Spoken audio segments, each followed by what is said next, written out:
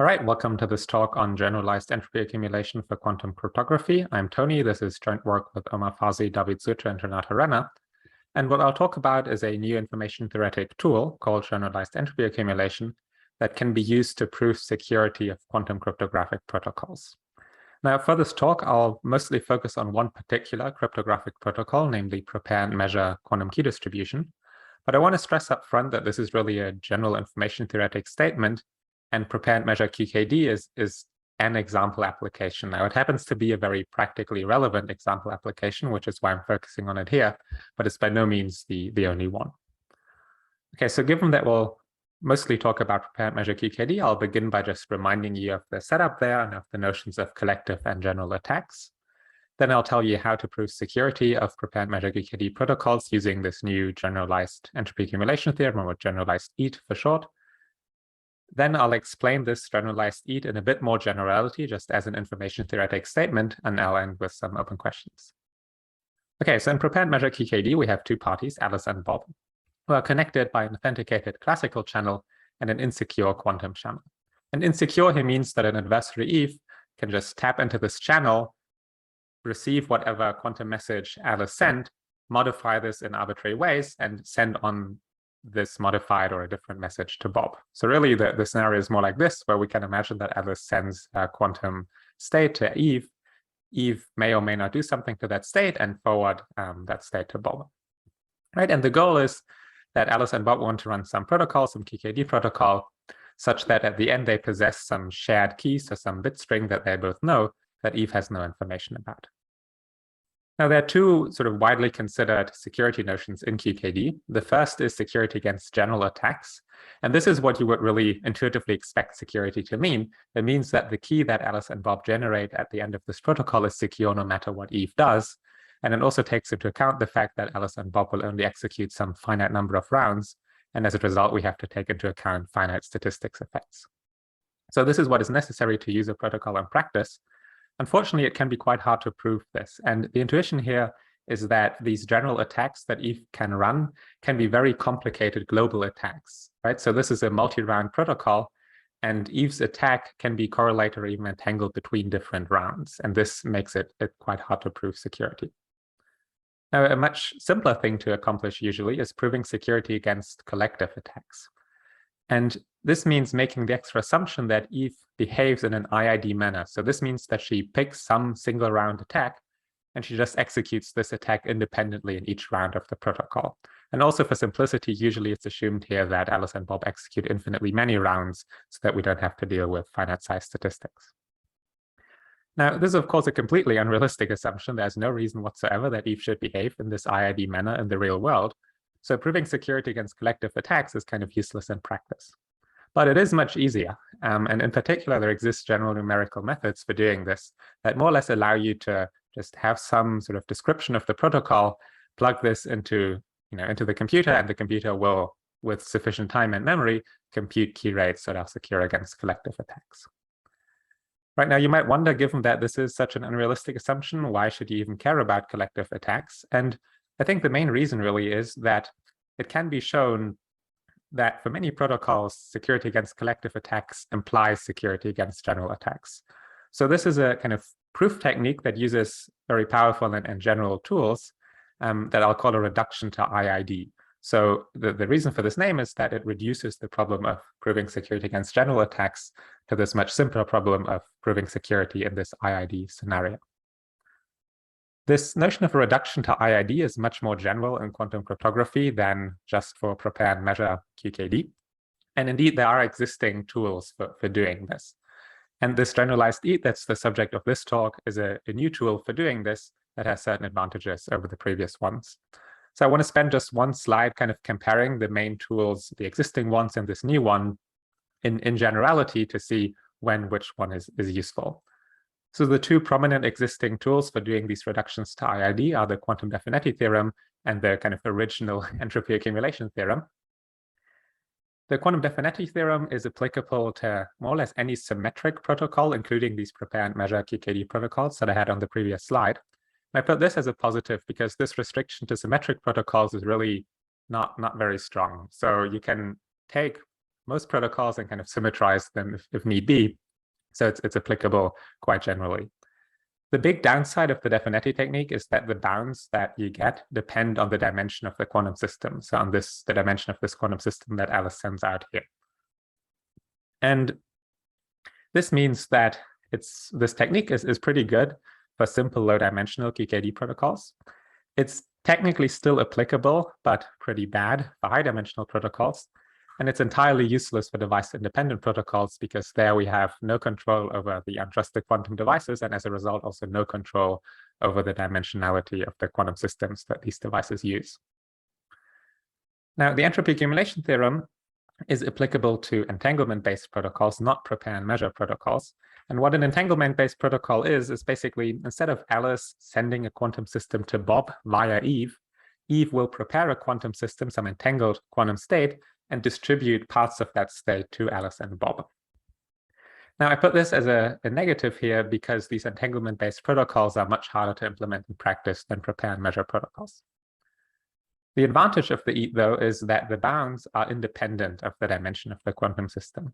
And as a result, it's good for entanglement-based device-dependent protocols, and this is kind of the main application of the EAT, device-independent protocols as well, because there's no dimension dependence here. On the other hand, it is quite difficult to apply the EAT to prepare and measure protocols. So the only way that is known how to do this is to take the prepare and measure protocol and convert it into an entanglement-based protocol. This is always possible using something called a source replacement scheme. But the issue is that the entanglement-based protocol that you get out is kind of slightly artificial, and it's not always clear how to apply the EAT to that. So this may be possible with a lot of work, but at the very best, it results in a very unpleasant security analysis, and at the worst, it's just impossible. Now, the generalized EAT that I'm talking about here is applicable to general sequential protocols. And what I mean by this is it's a protocol that really proceeds in a round-by-round manner, and Eve's attack also proceeds in that same round-by-round manner.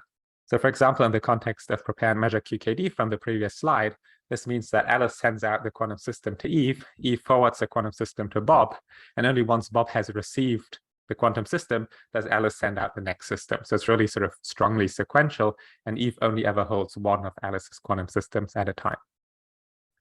But beyond this sequential sort of requirement, there are very few additional requirements on the protocol, so it's very broadly applicable, and in particular, it also works for a very wide class of prepare and measure protocols. The bounds that you get with the generalized EAT are also independent of the system size, and indeed, they're pretty much the same bounds as to the original EAT. So if you have some scenario where the original EAT is already applicable, moving to the generalized EAT doesn't really lose you anything. So as a result, the generalized EAT is good for both prepare and measure and entanglement-based device-dependent QKD protocols, as well as device-independent QKD protocols. And in addition, it's also applicable to what is called mistrustful protocols. So I won't have much time to talk about this, but the basic idea here is that these are protocols where all the parties mistrust each other. So in QKD, at least Alice trusts Bob and vice versa. But in these mistrustful protocols, everyone distrusts everyone else. And in these kinds of settings, the generalized EAT still allows us to perform a reduction to IID, but these other existing techniques are just not applicable at all. Okay, so with this overview out of the way, let me tell you how to actually prove security of prepare and measure protocols. And as I've said, the generalized EAT is a reduction to IID, or it means that collective attack sort of security proofs imply general attack security proofs. So to explain this in more detail, I'll have to be a bit more specific by what I mean with a collective attack security proof. So here we have the scenario from the previous slide. And now let's imagine that Alice and Bob execute one round of a protocol. And then Alice will have some classical output A, Bob will have some classical output B, they'll have exchanged some classical information I, and Eve will have some potentially quantum-side information E. So for example, if we consider the BB84 protocol, A here would be Alice's basis choice and value of the BB84 state that she sent out. B would be Bob's measurement basis and measurement outcome that he got when he measured the state he received from Eve. This information, this classical information here, would be Alice telling Bob which basis she chose. And also, if it's a test round, Alice telling Bob which value she chose so that Bob can then check whether the round passed or not. And indeed, this is a part of the setup that so far we haven't drawn. So Bob will, for each round, look at his system B and this public information I and compute some statistics. So this, for simplicity, you can just imagine for every round he puts like a pass-fail bit into a system C. Okay, so here I've just drawn this for a single round, but because in the collective attack scenario, we're assuming everything is IID, we can just treat these systems here as random variables. And in each round, we just sample independently from these random variables. And also because in the collective attack scenario, we usually assume that Alice and Bob do infinitely many rounds, we can just assume that they have like perfect knowledge of the distribution of these random variables because they can just sample infinitely often and get an arbitrarily good estimate of the distribution. Right, so then a security statement against collective attacks looks something like this. It says that given that Alice and Bob observe some statistics distribution mu C, if Eve behaves in an IID manner, so she satisfies this collective attack assumption, then the length of key that Alice and Bob can safely extract is this. So what is this? Here we minimize over all of Eve's attacks that result in these statistics mu C that Bob observes. And we take this conditional for nominal entropy of Alice's output conditioned on all of the side information. So both the classical information here that's public as part of this public channel, as well as Eve's quantum side information and also the statistics. So we're kind of treating this as though Bob published the statistics for each round. Okay, and we multiply this by n, which is the number of rounds, which we then send to infinity. So we can kind of ignore this or divide by n later on. There's also this extra term that we have to subtract. This is leakage for error correction and privacy amplification. These are steps that you do at the end of a QKD protocol to kind of distill a final key. If you don't know what these are, don't worry. This part here is usually very easy to bound, so we don't really need to worry about it. And all we'll be concerned with is this first entropic quantity. And I'll extract out this entropic quantity into something that I'll call a collective attack bound, which is just some function CA that takes as input a distribution mu C over this statistic system C, and outputs a lower bound on this entropic quantity here, right? So this is the exact same minimization and the exact same entropy that we had up here. All right, so this is for collective attacks. Now, if we want to move on to general attacks, we now have to take into account that there are n rounds, which no longer are independent. So Alice will now have n output systems, A1 through AN, which I'll denote with this superscript notation. And then similarly for Bob and the classical communication and the statistics, all of this is computed in a round-by-round manner. And now, mostly for technical reasons, instead of looking at the statistics directly, let's say that Bob looks at this Cn, right? This is just some string of n symbols, one for each round, and he computes the empirical statistics or the empirical distribution of this. So he just takes the frequencies of the different symbols in these statistics. And based on this empirical distribution, he decides whether to abort or not abort the protocol. Right? Now, one thing I want to draw attention to is that this EN system here, this has a subscript. And the reason is that we're now in the general attack scenario. So there's no IID assumption, and there's no reason that Eve's quantum side information should have any sort of product structure like Alice's systems here. This EN is just whatever Eve has at the end of the protocol, and she arrived by this by always updating her side information in each round. And this EN is just the final system that she has after the n rounds. Okay, so now we can state our main sort of practical theorem, which is such a reduction to IID for general prepare and measure QKD protocols. And what it says is for any QKD protocol, I focused on prepare and measure here, but it also works for entanglement-based, that can be expressed in a particular but quite general form that we give in the paper. So it's some sort of template that it fits into. With a collective attack bound CA, if Alice and Bob perform n rounds of the protocol and they do not abort, then the key length that Alice and Bob can safely extract, now for general, not collective, but general attacks, is at least this quantity. So what is this quantity? Here we minimize over all of the distributions mu C that Bob could observe that would still lead him to pass. We take the kind of worst case such distribution and evaluate our collective attack bound on this distribution. Yeah, and then we multiply by the number of rounds n, and as before, we subtract this error correction and privacy amplification leakage. And then we also subtract this lower order term that scales with square root n. In the paper, we actually give the explicit constants, of course. So really, like these first two terms here, they are the same as for collective attacks evaluated on this worst case statistics distribution that is still compatible with parsing. So the leading order here is the same as for collective attacks. And then the second term here is some sort of little lower order loss, second order loss, that accounts for the fact that now we're allowing general attacks and we're also taking into account finite size statistics. Okay, so this gives you a kind of very simple recipe for proving security of prepare and measure QKD protocols, which is just express the protocol in this template form, which is, as I said, very general. Then compute a collective attack bound, which can be done using these general numerical techniques. And then you can kind of stop working and just take this collective attack bound, run it through this theorem, and you'll get an explicit finite size bound out that works against general attacks. And also, I just want to draw attention to the fact that the leading order here, so if we take n to infinity, we can kind of disregard this lower order term. Then what we get is that the key rate is exactly the same as for collective attacks. So this means that as n goes to infinity, going from collective to general attacks actually doesn't lose anything in key rate, right? It reproduces the kind of correct leading order terms. Okay, so this completes the more practical part of this talk. So now I'll move on to explaining this generalized EAT, which underlies this theorem in a bit more generality. And for this, I kind of want to work backwards from the QKD example that we've looked at so far, hoping that if you're more sort of comfortable with QKD than with general information theory, hopefully having this QKD example in mind will give you a better intuition for what the generalized EAT says. So what did we just say about QKD? Well, we looked at this general attack scenario, and we said that if we have a collective attack bound, then this implies security against general attacks. And what this means on an entropic level is that it implies a lower bound on this conditional smooth min entropy. So I won't say anything about how you get from security against general attacks to this entropic statement. This is a standard step. But what is this? It's a min entropy now instead of a Neumann entropy.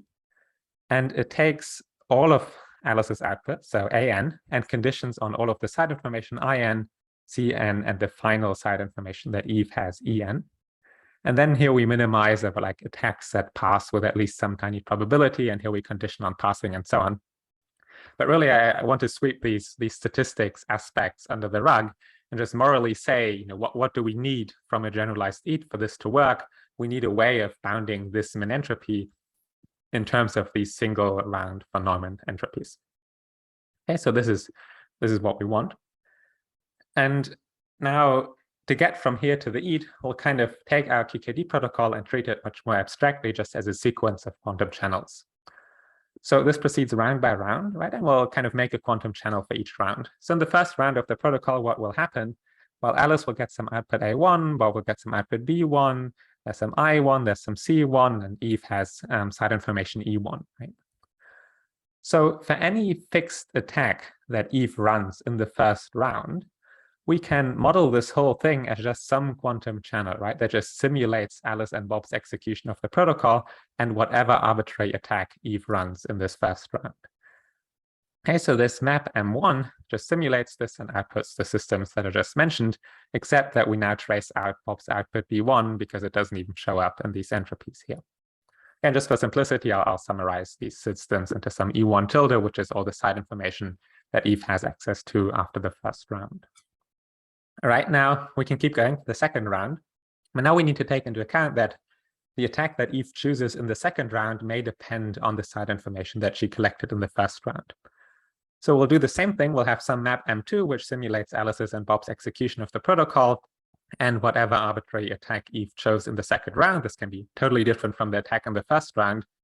And the reason this is possible is because we can feed the side information from the first round to this map M2, so it can then, really properly simulate Eve's attack in the second round by feeding it with the side information from the first round that Eve kept around.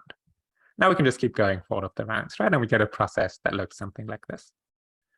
And this is the kind of process that the generalized EAT makes a statement about. So if we just look at this now, moving on from the specific QKD example from which we got this kind of process to just an arbitrary information theoretic statement, what we get is, okay, I'll add like this fake input system here just to make it look symmetric. What we get is a specialized case of the generalized EAT. And what this says is that for any sequence of such channels now, no need for this to be derived from GKD. This was just an example to get us here. So now it's for any sequence of such channels and any starting state rho 0. The min entropy of all of these outputs A1 through AN, conditioned on the final side information E tilde N, is at least this. So what is this? So this term here, right, is a phenomenon entropy of a single round output AI conditioned on the single round side information E tilde I and a purifying system. And then we take the infimum over all possible input systems for that round. So this here is like a worst case single round phenomenon entropy. And this here is like a lower order correction term, which again, we can also compute explicitly. Okay, so what this says, just to summarize, is that the min entropy of the n rounds is at least the sum of the worst case single round phenomenon entropies minus some second order correction terms. Right, now this is still a special case, and the reason it's a special case is because here we sort of have just one side information type output, and we condition on this entire output. But for the fully general case, we'll introduce another system that I'll call R, which is also being passed along in this process. But in contrast to E, which you should think of as side information, this R system you should think of as some internal memory register that just transfers information from one map to the other. And this is necessary, for example, in device-independent or mistrustful cryptography, where this R system here would model the internal memory of the device, and this E system would model Eve's side information during the protocol. Okay, so with this slightly more general setting, with this additional R system, we can now state the EAT in full generality, still without statistics, but let's skip those. So what the generalized EAT then says is that for any sequence of channels of this form that satisfies some extra condition, which I'll explain in a second, we get a very similar looking entropy bound to the previous slide. So again, it's the entropy of these outputs AN, but now only conditioned on the side information register EN, and not conditioned on the internal memory register here, which we think of as being traced out. This is lower bounded by, again, the infimum of a single round phenomenon entropies. And just like this, the single round phenomenon entropy also doesn't mention this internal memory register. All right. So what's up with this condition here? We call this a no signaling condition. And roughly what it says is that, let's look at M2 as an example. If we trace out the outputs R2 and A2, so we only look at the marginal on E2 tilde of this map M2, then we should be kind of able to simulate this marginal just using E1 as input. Okay, so this is what this map curly R here does. It's a sort of simulation or recovery map that takes as input this and is able to produce the correct marginal on E2. Of course, it won't be able to produce the correct sort of correlations between, say, A2 and E2 tilde, but it will be able to produce the correct marginal. And intuitively, what this condition accounts for is that we want that, say we have some side information about A1 that we want to keep around. We want the side information to be passed along in the E systems, not in the R systems. That's kind of bad, so we want to avoid that. And what this condition makes sure is precisely this, because if E2 should contain side information about A1, then we need to pass along the side information via E1 in order to be able to produce the correct marginal on E2 purely from E1. Okay, so this is what this no signaling condition says. All right, now on the very last slide before I wrap up, I just want to briefly compare the generalized EAT and the original EAT as information-theoretic statements. If you aren't familiar with the original EAT, this is maybe a little bit hard to follow, so feel free to skip this slide. So as we've just seen, the generalized EAT works in this kind of setting. It requires this no signaling condition, and it lower bounds the entropy of these outputs AN conditioned on the final side information EN. In contrast, the original EAT has a slightly different setting, where the side information can't be updated arbitrarily during the process. Instead, it's comprised of one static part, which doesn't change at all during the process, and another part, I, which is just produced in a round-by-round manner. Okay. And then the side information I here has to satisfy this Markov condition, which I won't explain. But what is not too hard to show is that you have a process that is in this kind of setting and satisfies the Markov condition. You can just like rewrite it as a process in this setting that satisfies the no signaling condition. So the setting considered by the generalized EAT is indeed strictly more general than this one. And similar to the generalized EAT, we then get a lower bound on these outputs conditioned on the I side information and the E side information. So really the main advantage of the generalized EAT is this ability to sort of keep updating the side information register during the process. And what this means for quantum cryptographic protocols is that with the generalized EAT, the adversary is allowed to actively participate in the protocol and update her side information, rather than just passively sit by and observe new side information trickle in round by round. All right, so let me wrap up. I introduced this generalized EAT, which is a new information-theoretic tool for bounding the min entropy of sequential processes. Compared to the original EAT, the generalized EAT can handle processes where side information is updated during the protocol. And this allows us to apply it to quantum cryptographic protocols where the adversary actively participates, such as prepare and measure QKD, which I've talked about at length, and mistrustful cryptography, which I haven't really talked about, but I do think is very interesting, and potentially many more. There are a number of interesting open questions. The obvious practical one is to just take this technique and apply it to practical photonic QKD protocols and really optimize the rates that you get out for practical use.